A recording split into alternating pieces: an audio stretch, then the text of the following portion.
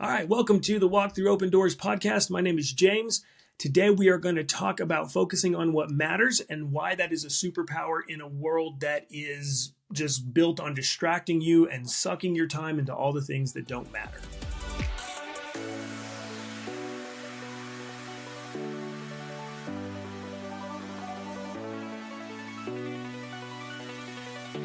So I want you to think about how many distractions come flying at you the second you open your eyes. If you're one of those people that the alarm goes off and you roll over and grab your phone, you probably take in more information in the first 5 minutes of your day than our ancestors took in, I don't know, maybe all day. I don't really know how to quantify that information, how to quantify the amount of data coming at you. But if you grab your phone and lay in bed for even just 5 minutes, in the first like 300 seconds of your day, you can be reading about wars across the world. You can be catching up on a conversation with a friend group in a group text. You can be watching cat videos or videos of people falling down the stairs, whatever you like to do on social media. You can be reading 20 different people's opinion on Twitter. Like, it is astonishing how much information we can take in such a short amount of time. And I know that that seems like a good thing, and maybe it is a good thing in some ways, but if you have a dream, if you have a goal, if you have something you really want to do with your life, that kind of distraction is devastating to you. And those distractions are actually really dangerous because some of them are fun. It's hard to stop watching videos of people falling downstairs or cats attacking things and stuff like that. Those are fun, and so the dopamine in our brain wants more and more and more of it. Things like the news, things like consuming information, that feels positive. That feels like we're learning something. It feels like we're growing. And so it's hard to say no to that because, it's good for us. It's got to be good for us. Like, of course, I need to know what's going on in Ukraine and in Japan and in Peru and in space and all these places that I've never been and don't really have anything to do with me. But I feel like I need to know about them. So that kind of I guess we could call it like a positive distraction is really dangerous. So there are absolutely negative distractions in the world. Most people I know who play a lot of video games or who drink too much or who binge TV too much or who watch too much porn, all these things that we all kind of know are not really good for us, those distractions are easy to address because we know they're harmful. We know they're not helping us. So we already have like a foothold in trying to get away from them. The other things like news and things like that, they're a little harder because they're a positive distraction. And like I said, we feel like we're growing. I got caught in these positive distractions for a long time. Years ago, I worked harder than I do now. I work pretty hard now. I worked harder than I do now years ago, and I accomplished less. I had a busy therapy practice. I had a weekly meditation group. I guest spoke at different places. I had a Facebook page with quite a few people on it. I had an Instagram with a decently large following that I was always cultivating. I had a blog. I had a podcast. I had a full client load. I had all this stuff going on. And it felt good. It felt like I was doing what I was supposed to do. I wasn't wasting my time playing video games. I wasn't wasting my time drinking. I didn't binge watch shows and stuff like that. But for all of that work, I never really got traction. I never really got where I wanted to go. And in retrospect, I realized it's because I had confused motion with progress. Like, just because you're moving somewhere doesn't mean you are headed towards the direction you want to go. If I want to go from here to New York and I start driving southwest, all the motion I'm making, all the forward progress is actually moving me further away from my goal. And so it wasn't until I learned how to really narrow down what I want to do and focus on that everything changed for me. If you can't do that, you are never going to be able to do the things you want to do. If you can do that, though, it's a superpower. In a world full of distraction, it is a superpower, and it automatically puts you out ahead of everybody else. Because I read the other day that people now spend about a quarter of their lives scrolling on their phone. Imagine how far ahead of those people you're going to be if you don't do that. Think about how much time people spend on video games, on binging shows, scrolling that quarter of your life. Imagine if you don't do those things, or you do those things in moderation, or you're very intentional about them. Imagine how much further ahead you're going to be. It sounds crazy that we spend so much of our time doing those things, but when you talk to people, it's pretty clear that's what they're doing. That's where our time is going. And it's not surprising to me that people don't accomplish the things they want to accomplish, especially like young men that I talk to that play video games. The video games are dangerous because they give you this sense of accomplishment. I'm playing this Path of Exile 2 game right now. It's super fun. I can play it for 20 minutes and then put it away. but I see this like this addictiveness in it, in that, I'll go through and I fight and I kill all these monsters, and then I get to level up and I get to take that little point, the little perk point, and I get to put it in something, and then I have like a new ability, or I find new equipment, or I find these little stones that give me like a new power, like I can like blast everything with lightning and shit. And that, I think that triggers dopamine because it's something new and it's something cool, but it also gives me like a sense of accomplishment. I remember years and years ago, I when Skyrim first came out, I got it. I got it like immediately, and I'd never played anything like it. Like I was blown away, and I played it for a whole day. This was back before I had my own business, and I was working for somebody else, and I had the day off. And I think my wife was a dispatcher then or something, so she was at work all day. And we didn't have Max and May yet. I had Tyler, but he was at his mom, so I had this whole day. And now when I have a whole day, I'm excited about how much shit I'm going to get done. Back then, I was excited to play Skyrim all day. And so I start this game off, and it's amazing and it's beautiful. And if you've never played Skyrim, there really is nothing like it. But like in my first like few minutes, I got killed by like a wolf. Like one dog killed me, and it sucked and it was miserable. But over time, I kept leveling up and I got better and better. And before long, I could like one-shot things with a bow, and I could chop people's head off with an axe. So at the end of the day, I had this sense of accomplishment that I'd done all these things. But then I remember turning off the TV and looking around, and the house was a mess. And I hadn't paid some bills that were on the table. I hadn't done anything else that day. And it really hit me how that sense of accomplishment had kept me locked into distraction. And so if you really want to learn how to focus, you have to be able to recognize the distractions that are fun and the distractions that feel like progress when they're really just motion. If you can learn to do that, it changes everything. And if you know what you want to do instead, if you have a dream or a goal, and goals are important. Goals are so important. That's actually, we're going to spend the next few episodes looking at goals. Like how do you set real goals? Most people I talk to don't have goals. They have hopes and dreams and aspirations. We're going to look at the things that kill your goals. We're going to look at how to manage your time, because all of these things matter when it comes to focus. If you don't have those things laid out, you won't have anything to put your focus toward, and you're going to end up just probably go to video games or something else that's not real helpful, or it will go to all that motion that feels like progress, and you're just going to be tired and burned out, and you're not going to be getting ahead. But if you can channel all of that into what you really want to do, it changes your life. And before long, those distractions that you used to feel drawn to, those distractions that used to like really compel you, you want to start avoiding them. They don't satisfy you anymore, and they actually just frustrate you. So one of the most important reasons we need to be careful what we focus on, and we have to choose that, is because I don't know how this works. I've just seen it over the course of my life. Whatever we focus on tends to grow. A person who is focused on their money tends to grow. Somebody who is focused on building a business or building or creating something, that tends to grow. People who are focused on their hobby, that tends to get bigger. I play Magic the Gathering. That's my one hobby these days. And what I've noticed is that when I'm playing it, like if I'm getting to play regularly, if my friends and I are meeting and playing regularly, Magic seems a lot bigger in my world. And I think more about the cards, and I pay more attention to the new sets coming out. And I think about like way different cards could work together. And yeah, it's fucking dorky, but it's the most fun game ever. And so when I'm focused on that, it occupies a much bigger space in my mind.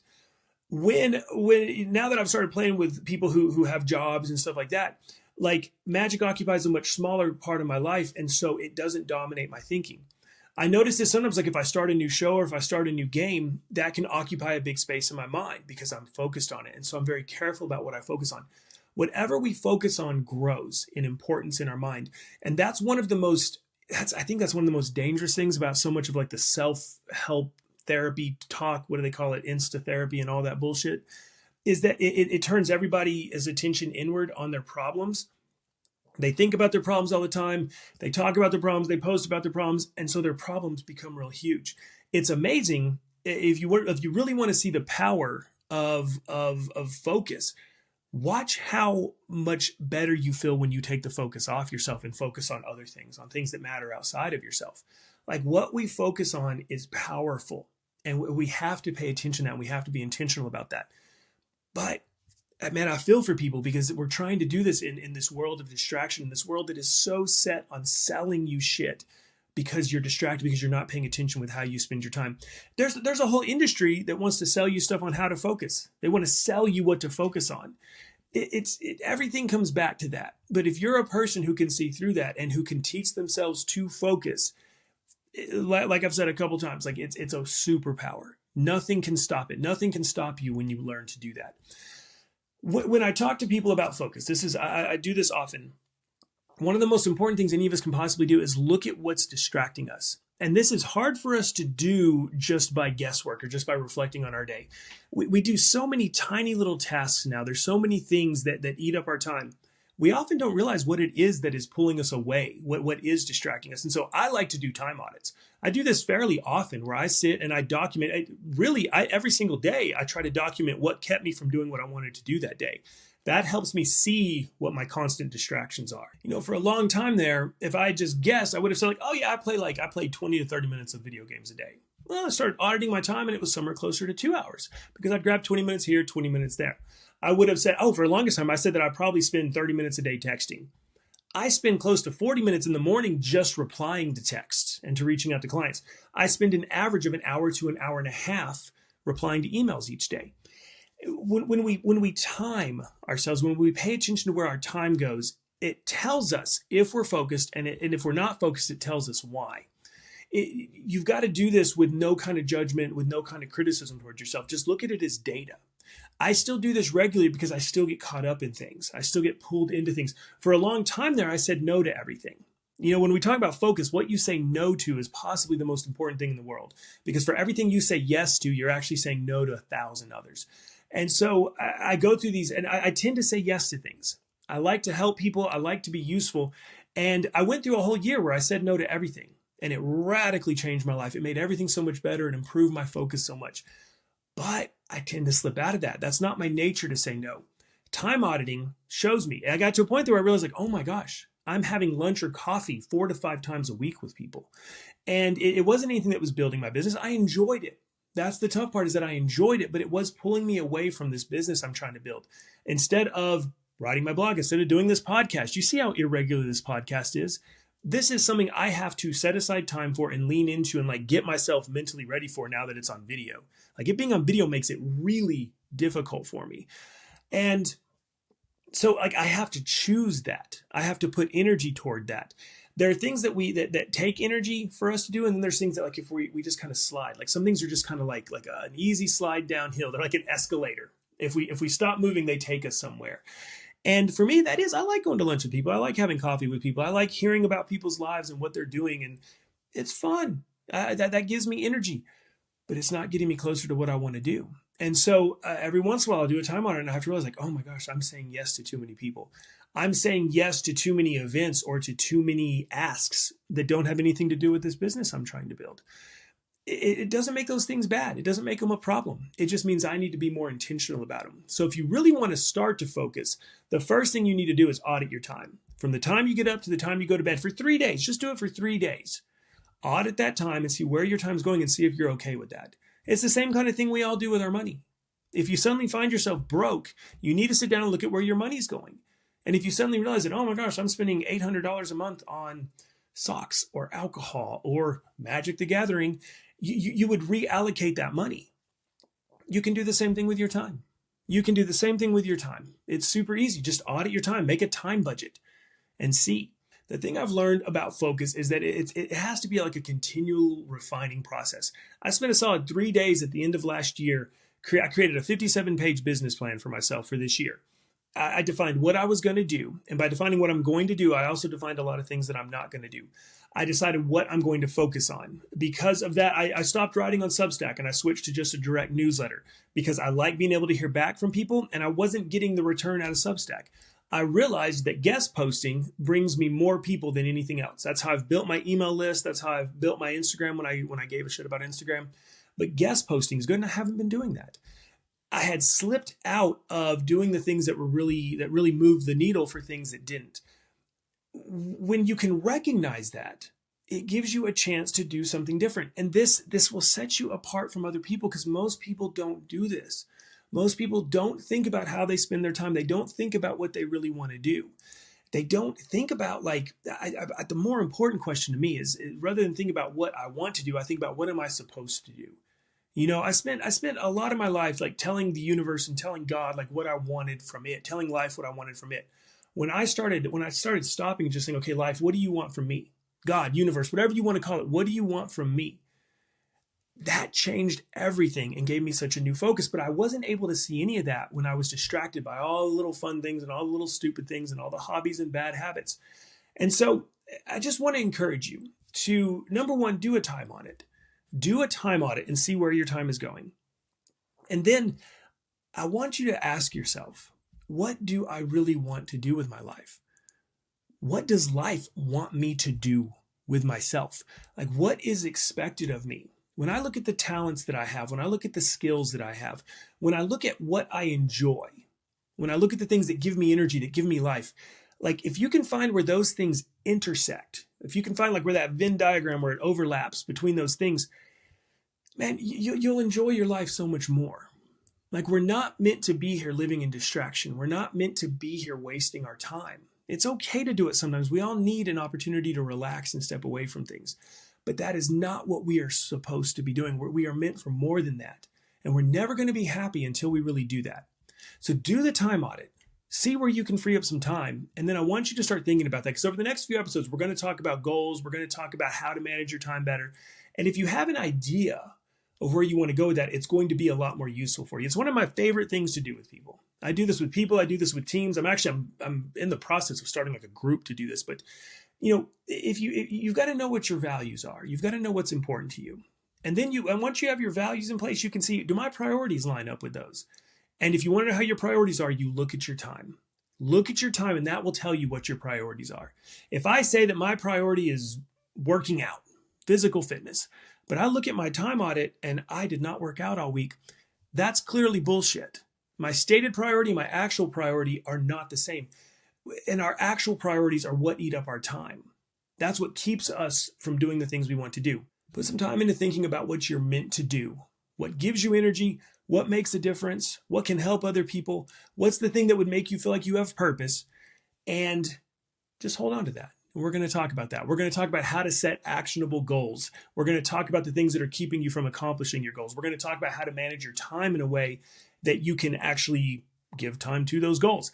And I promise, life is so much more fun. It's so much easier when you're doing something that matters, when you're doing something that you feel good about. Look, I write about this a lot. I talk about this a lot. I post about this a lot. You can just look in the show description and you can find links to where I do all that stuff. My newsletter talks about this a lot. You can find a link to that. That's free. I really enjoy the newsletter because I get to talk to people directly. That's the most fun for me. If any of these podcasts, if there's anything that sparks an interest in you, if there's anything that you think that I might be able to help you with, there's also a link in the notes below where you can hop on for a free 15-minute discovery call. I really like talking to people. I'm not a hard sell. I'm often the first one to tell somebody like, oh, I'm probably not a good fit for you, or you need a therapist first. I refer a lot of people out, but I always enjoy getting a chance to talk to people and meet them. You can also just send me an email. But if you see where I can maybe help you with any of this, I would love to have that conversation with you. But you can also just stick around and keep listening. We're going to go through what I do with people anyway, and that's completely free, and you can listen to it while you're driving to work. No matter what you decide to do, I appreciate you taking the time to listen to this, and I'm going to look forward to talking to you next time. Take care.